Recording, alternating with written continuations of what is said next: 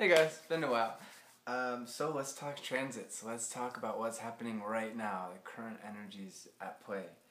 Man, I haven't done a video for this yet, but happy Jupiter in Leo. As of this last Wednesday, the date is July 16th. Jupiter has entered Leo, a sign of creativity, of expression, of leadership, of learning how to rely on our own inspiration and our own power to guide us in our lives. And whenever Jupiter enters a sign, it's in that sign for about a year. And so this next year is going to be full of art, of creativity, a lot of partying. Leo is very much a sign of playfulness. Think of a cat when they're being very just, playful and just having fun and whatnot. And I guess, it's also kind of thinking of a cat in general. There is going to be a lot of ego, unfortunately, with this challenge. That's going to be the challenge. And again, as I always say, with every energy, it's not inevitable. It's not like we have to manifest the lower order of things. But certainly there already has been, and there's going to be a lot of people who represent the lesser desirable qualities of cats, such as, I don't give a fuck about anybody, I am so regal, and I am so special, and I am so, all that stuff. So that is a challenge with what's going on. I personally am born with this energy natally, and it's true. The challenges of Jupiter and Leo certainly are overinflated ego, overinflated sense of importance, and just being very self-aggrandizing in a very challenging way. The benefits are also true. Again, it's going to be a wonderful year of learning how to rely on our own selves, our own inspirations, getting in touch with ourselves to better just live and live more happily and more fulfilled and to do more and be more. As long as you are trying to organize your life around principles that resonate from your heart, from your core, and not trying to organize your life for attention, as long as you're not trying to seek other people's approval before your own, if you base yourself in yourself and then if you figure out the interior and then go for the exterior, you're going to have a wonderful year. And the good news is, even if you're struggling with some of the more challenging aspects of this energy of ego and all this stuff, because certainly when you have an inflated sense of ego, that's because of insecurities. Ultimately, some people seem so couched in their superiority complex, and seems like, oh, they're so much better than everyone else. But of course, those people have those moments, in fact more than other people, of absolute doubt and cynicism of their self, and hence why they're overcompensating. And of course, there are some people out there who are just being narcissistic, and they haven't quite learned the skills of empathy and sympathy, and being able to relate to other people, and being able to see the world not just from their own perspective.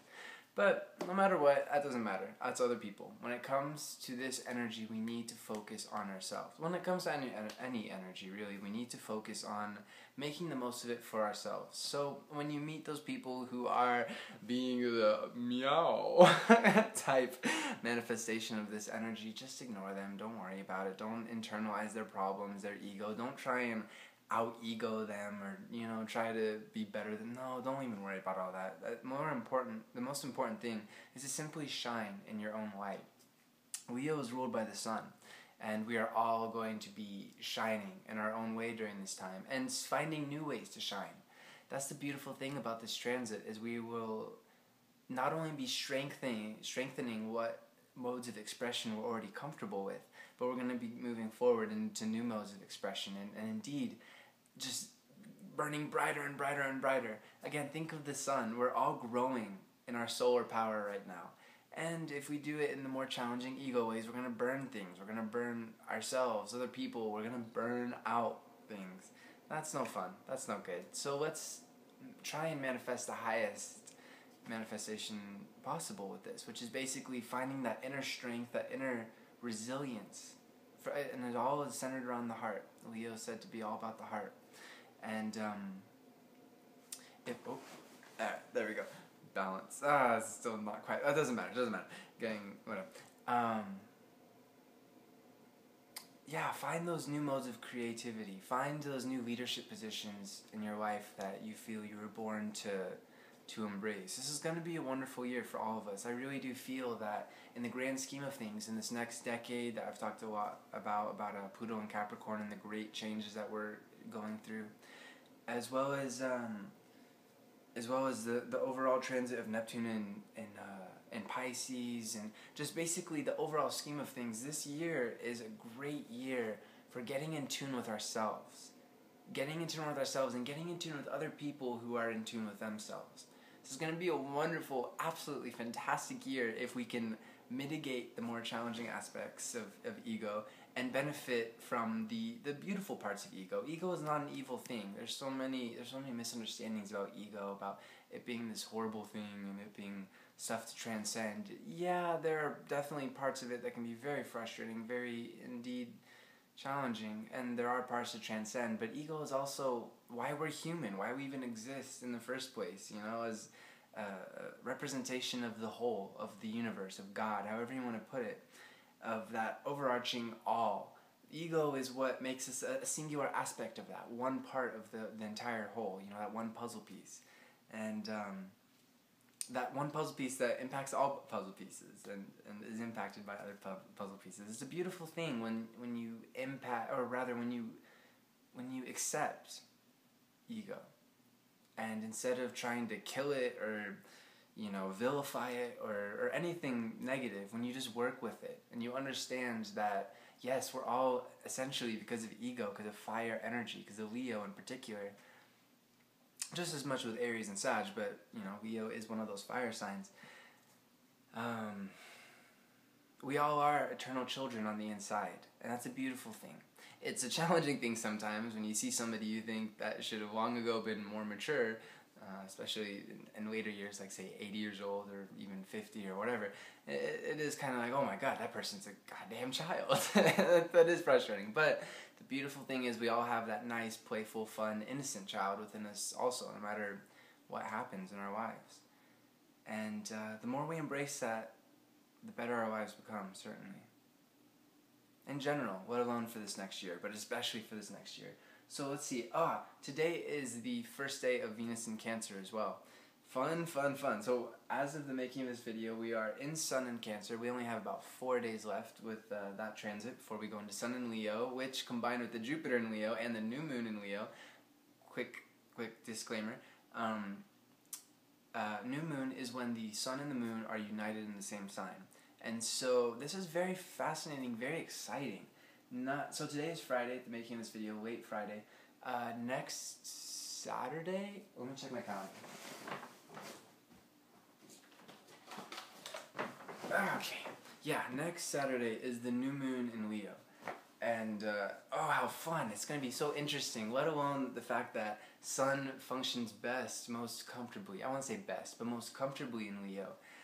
It's going to be a wonderful next month. Oh my goodness, I'm so excited for it. Let alone that new moon and full moon, that awesome, or not new moon and full moon, that new moon and the sun uniting in Leo, but also with Jupiter there. We are all going to be, oh my goodness, we're going to be just propelled into all new directions with our creativity, with our leadership, all around the world. I really do foresee, I was talking about this with a loved one the other day, I really do foresee in this next year a huge shift and a huge progress forward for all of humanity.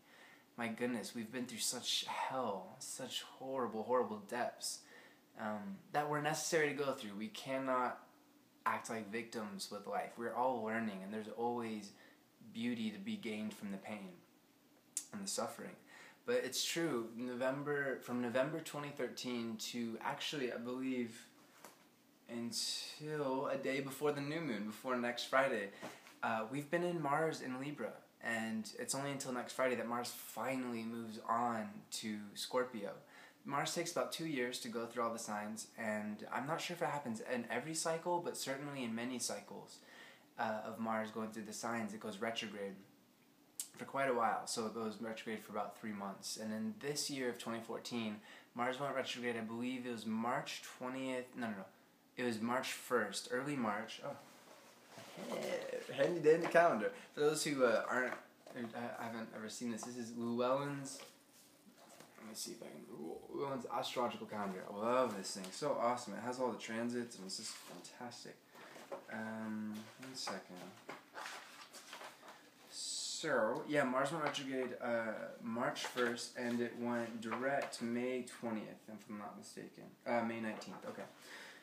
So, long story short, we've had Mars in Libra, oh my god, for a long time. Since last November. It usually takes about 2 months or so for Mars to transit a sign. We've been in Mars in Libra for 8 months. So, what is the specifics of this mean? I've already done some videos about this, so I just want to summarize it real quick. But Mars, it does not function very comfortably in Libra. Yes, there are beautiful things to gain from all energies, and even with this energy, said to be one of the 2 most challenging Martian energies, we've all been learning how to let go of ego. It's interesting, considering this new Jupiter transit. We've been preparing for this. Very interesting. We've been letting go of ego and learning how to cooperate, learning how to compromise, learning how to be in harmony with other people and not just try and get our own way all the time. What happens in a world when every single person is trying to get their own way all the time? It's chaos, it's insanity, it's war. It's a lot of selfishness and a lot of just pain and heartbreak. So this has been actually really good for us. It's been kind of frustrating at times because it feels like we can't move ahead. We're having to always figure out what everyone else is doing and then how to figure out what we can do, and it's been frustrating to say the least for all of us in some way, shape, or form. But it has been wonderful too, because we've been able to, through going through those challenges, learn how to mitigate conflict with other people, how to honor our own true selves, and it's not been easy. Let's face it, we've all been going through some seriously challenging times, especially when Mars was retrograde in that period of March 1st to May 19th. Oh man, it has definitely not been easy, but we've been learning, and we found ways that we didn't even know were possible, and that's totally worth it, totally worth it. And again, we've been preparing for this transit of ego. So we came from a period of no ego, and now it's like, okay, all ego, and especially in this next month. Oh my goodness, so much ego. And again, ego is not necessarily bad. If you embrace ego, you understand your ego, you can work with it. You can reach the highest heights imaginable with it, and just in life in general. So, yay. Right, as I was saying, Venus is in Cancer, officially in Cancer. Now, this is very, very interesting, especially considering Mercury is in Cancer as well. By the way, for those focused only on the Jupiter and Leo transit, that's pretty much done. For the rest of this video, so it's going to be for the next month, essentially.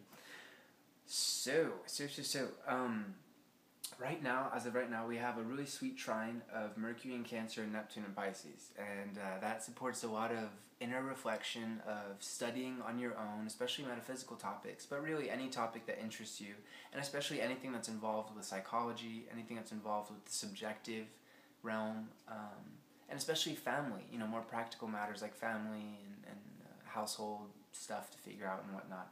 But I myself have been sleeping tons with this transit.